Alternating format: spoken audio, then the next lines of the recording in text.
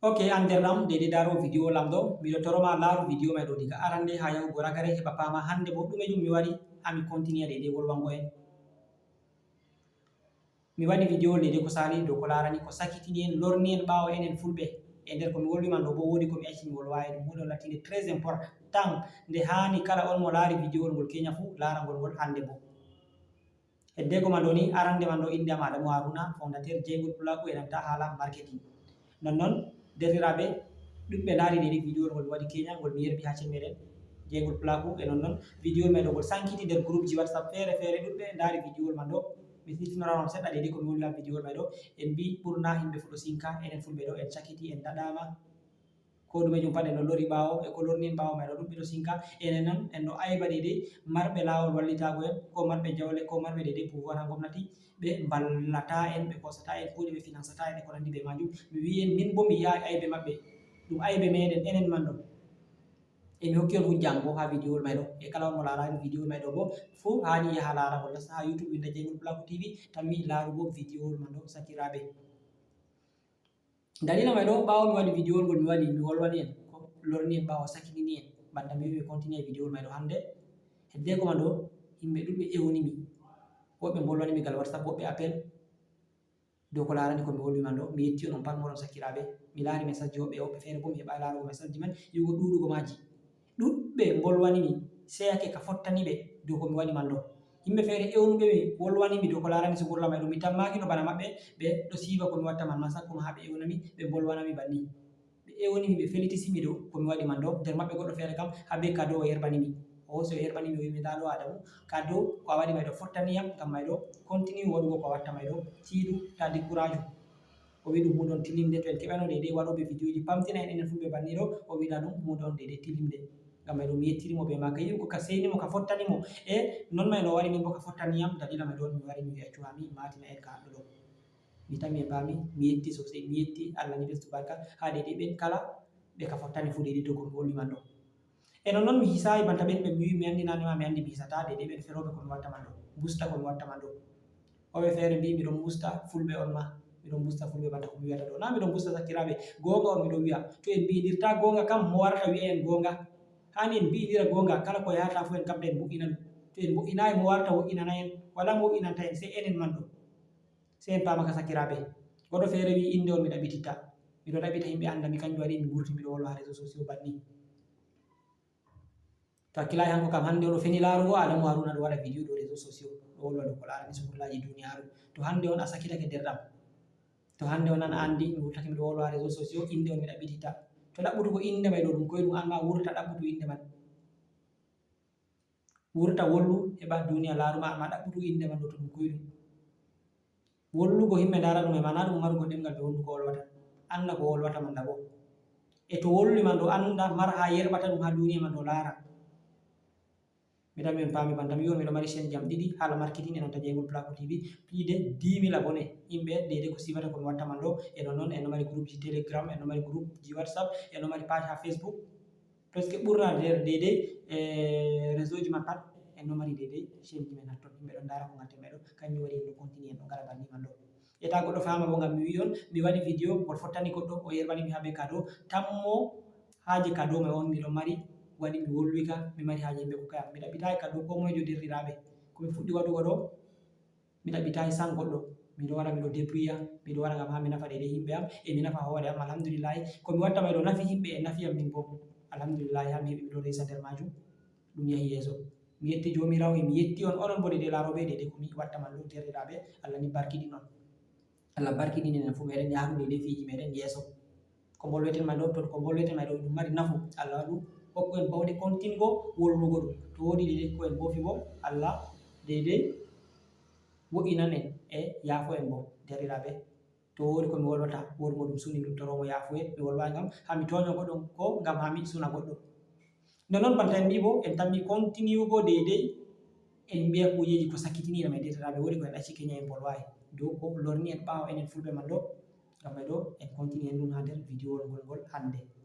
ok derɗiraɓe arande man ɗo ni komi yiɗi mi wolwa hande dede ko sakitini en mi yiɗi mi wolwa dow kuje ɗiɗi go'o man kam en ngala créativité enen fulɓe créativité ɗo famɗani en e ɗiɗaɓol man ɗo bo woodi hunde wonde dogoriɗen, hunde man ɗo bo nde nafata enen fu meɗen. Moyjo fu haja muɗum fu janga l'école timmina heɓa diplôme heɓa kuugal ha gomnati hossa ɗum kuugal ya ɗo huwa ha gomnati ɗo jaɓa salaire ko 50 000 ko 100 000 ko 150 000 yi'a banta non may ɗo waɗi heƴi ɗum. Wato to en pat meɗen to en dogorake dow non ɗo sakiraɓe en jahata yeeso. Menni goɗɗo feere yiyan deydey banta faamu amman ɗo ɗum yaadayi be je muɗum. Ngam may ɗo mi tammi on hokkugo hujjaji am. To on gi ko mi wiman ɗo yaadi be je moɗon on koosi, to yaadayi bo nane ma wala dole hatton. Arande man ɗo en ngolo dow ko larani créativité. Derɗiraɓe enen fulɓe en ngala créativité. Ɓurna meɗen fu ko ummiɗen tawɗen ɓe meɗen e ngala kanjum tan gatten, en marata créativité. En kabdata en créa kuuɗe meɗen banta en giyata leƴƴiji luttuɗi gatta. Mi tammi en paami. Masalan to mi ummake mi laari derɗiraɓe am pat boutique corata, mimma to mi ummake mi wi'a boutique mi maɓɓititta, mi yi ko amma to ummake boutique wane ma boutique wane, en pat meɗen warta dow hunde gore dariɗen. Ko bo mi tawi deydey ɓe cuhli ɓe pat nayi ɓe durata, min may ma nayi. Ko bo mi ummi mi tawi ɓe pat moto ɓe kuwata ko mota ɓe kuwata, min ma moto ko mota may ɗo, sey warta en pat en dari dow babal ko. Ɓurna fu bo jotta ko mbarata en ɗo to en mbi en sakiti sey goɗɗo feere wima haba ɗum fewre e duuɓi 10 ko sali ko duuɓi 20 ko sali wakkati may ɗo onon ka on dañaka, wakkati may ɗo eske a tammi nga nasti a tawai fulɓe nder wuro banni e laaya motaji camionji motoje fu ɗum fulɓe, boutique ji ɗum fulɓe. Goɗɗo feere yiya banni may ɗo ɗum jahal yeeso, ɗum jahal yeeso sakiraɓe, amman to a laari jahal yeeso je duniyaru man yahi yeeso jotta ɗo sey a tawa deydey kuuɗeji ɗime ɗi kuweten kanji ngoni cakitiɗi fayin. Mi tammi en paami. To en ndaari no duniyaru man yahiri yeeso jotta ɗo, deydey no duniyaru man wontiri ɗo, a tawa kuuɗe deydey je isinɗe meɗen ngiyeten banta en jehi yeeso, en tawa kanje woni cakitiɗe. Huwoɓe ɗe may ɗo banta hamɓe woni lesɓe. Na miɗo wolwa ngam miɗon busta ɗum on sakiraɓe, miɗo wolwa on deydey no paamirten sey on jaafo. Mi yiɗi on paamiran ɗum be famɗe deydey ɗe basira. Wato en marayi en ngala créativité, en ndaara kuuɗe deydey ɗe nder meɗen woɓɓe ngatta ɗum en kabda enen bo en créa en ngaɗa ɗum. Kujeji zamanu deydey no duniyaru man ɗo yahirta sakiraɓe. Mi wolwana on seɗɗa deydey ko mi andi dow ko larani kujeji internet ɗo, kujeji informatique zamanuru ɗo ɗum yaari duniya pat yeeso, kanjum évolue duniyaru jotta. Mais ɗuɓɓe nder meɗen enen fulɓe en ngala wonɓe nder majum, en gi'a banta no hunde nde nafata. Sey to ɓe may ɓe ngiyeten ɓe gonduɗen ɓe nyami riba man, ɓe nyami riba man, ɓe nyami riba man, enen ngaɗen ko hefugo bakke ɓaawo les man ɗo. Mi tammi en paami sakiraɓe, ngam ko salino ɓaawo fu isin kuuɗeji ɗime ɗi ngiyeten deydey en kuwa joni ngiyen banta ɗum hunde on deydey banta ɗum évolue ɗo, wakkati ko woɓɓe kuwayno ɗum ɗo deydey en ngiya to pullo wari wi kuway ɗum en ngiya banta ɗum je ɗum hunde on bustu ba nde nafata. Mais ɓaawo ɗon en ngari en tawi cek sey kanjum may en ngari en jokkake ɗum e ɓe may kuwaynoɓe ɗum bo ɓe dilli yeeso warti yotta ka hamɓe kuwanten. Hani enen ma en mara créativité, en mara karambani, en maɓɓitana duniyaru may ɗum gite. Mi tammi en paami sakiraɓe. Donc moyjo fu wawan laara ko créata créativité je mi wiyata man ɗo ɗum ɗume jum a wawata créa. Ta ngam a laari baka ma ɗo laanya mota a wi'a amma sey mota, ko boutique a wi'a amma sey boutique, ko moto a wi'a amma sey moto, amma maru kuugal maɗa wongal, o ma mara wongal, o ma mara wongal, sey tawen kuuɗeji duniyaru may pat en mari huwanay ɓe enɗe, en ɗon nder maaje enen ma. Mi tammi en paami ɗo on deydey ko mi wolwanta en dow ko larani créativité. Ɓurna meɗen fu bo to goɗɗo ummake tawi ɓe muɗum ummiɗo acci ha maɓɓe fu, acci village maɓɓe fu dilli nasti wuro ɗo, wuro ngo man ngo yehi to ɓurna meɗen fu sey a tawa ton may dillata. To mi ummake mi tawi baka en am ko himɓeji am pat, yimɓe village amin pat Douala ɓe dillata, to min ma Douala mi dillata. Ko mi tawi Yaoundé ɓe dillata, min ma Yaoundé mi dillata. E kuugal man mi tawi ɓe huwata ɗo fu hangal min ma mi huwata. Warta mo ummi fu ɗum hangal, ɗum hunde woore. To hunde may ɗo nde heɓi probléme seɗɗa ni en pat meɗen en darake. Ɗo ɗon nder ko sakitinta en derɗiraɓe. Hedde ko en njiya dow ko larani ɓen jangoɓe l'école ɗaɓɓita kuuɗe, mi yiɗi wolwana en ɗon njawana kuuɗe bo, en ɗon njawana kuuɗe. Kuuɗe ɗe ɗe njawanten ngi'en banta ɗe bustiɗe ko ɗe ayibiniɗe yeeso kanje on tammi wonugo nafooje may ɗo. Mi tammi en paami, en ngi'a kuuje feere ɗum hunde on banta kungel pamarel, ko ngel a yi'a ba hunde nde nafata ni an kam, to hay ɗon woni deydey nafoore to a anda. Ta en jawne kuugal no ngal wayi fu, ta en jawne sana'a. En ɗon jawna sana'a to en ngi goɗɗo ɗo huwa hunde en andanande ni en kaɓanta andango nde, ko kabdeten fu en busta ko watta may ɗo. Sey nyande fu to tiri ko waɗi may ɗo ɗum nafi yimɓe ngara ko wigo dama holli ace kaza kaza. To ɗo fu ɗon nder ko lorni en ɓawo derɗiraɓe. Sey mi yiɗi mi wolwana en dede musamman ɓurna ɓen jangoɓe l'école enen fulɓe. ɓurna meɗen fu haje muɗum fu janga l'école heɓa diplôme marani ngam ha heɓa kugal ha gomnati. A tawan goɗɗo jangi oɗo mari diplôme ji fere fere, deidei jangirde mako ko o jangi o daro o waɗa recherche expérience mako maɓɓitanamo formation ji ɗo ɗuɗi. Jangirde jotta ɗo bana ɗum yahugo école janga tan. Ha an lin joni a ɗaɓɓitan kala ko giɗɗa famugo jangugo fa waɗa formation majum, an ɓe hoore maɗa créana hoore maɗa kugal ngal mai. Misalu to ɗum société fere giɗɗa maɓɓita ko emploi hunde fere, ko ayi jotta kam ɗum société giɗɗa jaha ko a miɗi wigo ko ha emploi fere a yiɗi ɓe kosuma kugal hatton. To a waɗi formation a ɓolini ngadi maɗa ko janguɗama, an ɓe hoore maɗa a wawan a créa ɗum, a warta aɗo huwa ɗum ha a hosa yimɓe fere ɓe ngara les maɗa ɓe huwa. Ɗo on woni jangirde maɗa man nafi. Amma a jangi a wonni duuɓi bana duuɓi 10 aɗo janga, ragare man fu a wi a warana huwa les goɗɗo kugal gomnati ko kugal goɗɗo mo yoɓuma lewru 50.000 ko 100.000 ko 150.000, kanje man tan a tokki ha ragare man ɗo a yaha a wara ritaya, duuɓi kugal maɗa timmi, wala ko a waɗi. Ha jangirde maɗa man ɗo nafa sei wona ko janguɗa man ɗo, fannuwol ngol janguɗa ko heɓi kugal ha gomnati habdu an ma créu je maɗa, a wona huwoɓe les maɗa ha evolia. En ndare ɗen marɓe ceede marɓe jawle ɗo sakiraɓe, ɓurduɓe margo jawle ɗo en gi'a wodi deidei on lattiɗo ha gomnati huwata na? ɓurduɓe margo jawdi ɗo masalan en ndara isin Jack Ma en ɗo, fondateur Alibaba Ali Express ɗo, o huwayi gomnati. Isin deidei marɓe ceede fondateur en Facebook e ko nandi be majum ɗo, na ɗum kugal gomnati ɓe kota. Masalan isin Aliko Dangote le plus riche de l'Afrique,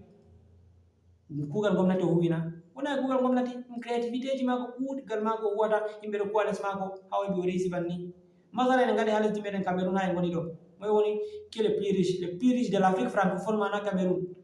Alhaji Baba Amadou Nampullo. Kugal gomnati o huwina? O huwayi kugal gomnati. ɓurna marɓe jawle man fu to en taskitake deidei no ɓe réussiri en tawan wala école fere kirki ɓe jangi ma. ɓurna fu a tawa ɓawo deidei nasti business ji muɗum hedde ko lutti jangugo may ɗo. Amma enen haaje meɗen fu en nana jangirde ɗo fu suna muɗum janga heɓa kugal gomnati, yaɗo heɓa 100.000 ko 150.000 joɗo timmi ban. En mbiyayi ta en jange ta en tefe kugal gomnati, hani en mara jangoɓe tefa kugal ha gomnati nasta siyasa fu,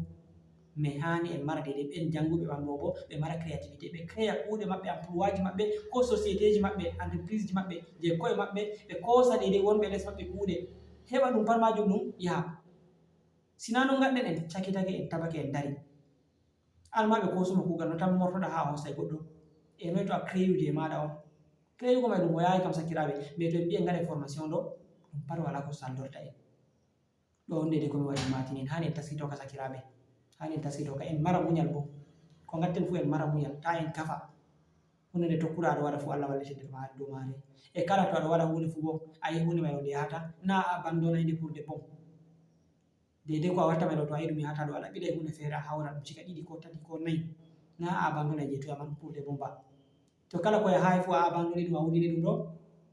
a neɓay a dari babal go'o. To ɗum yahayi ɗo a heɓa hunde fere a hawra, ɓadima ɗum may ɗo tammi wotoygo.